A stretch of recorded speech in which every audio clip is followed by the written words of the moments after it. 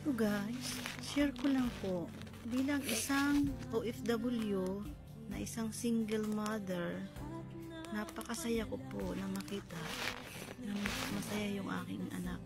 Kahit hindi man po kalakihan yung aking box na pinadala para sa kanya, ramdam na ramdam ko po na napasaya ko siya.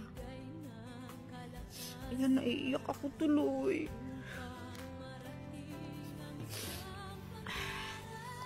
Tears of joy po ito.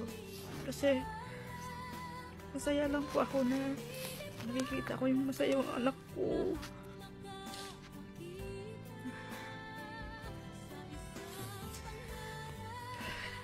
Yung time na kinikiss niya yung pagbukas niya ng kahon, na kinikiss niya yung una niya kinuha. Na-touch po talaga ako. Hindi ko po talaga mapigil na maiyak. So yun lang po. Salamat po. Hindi na po ako makapagsalita. Maraming salamat po.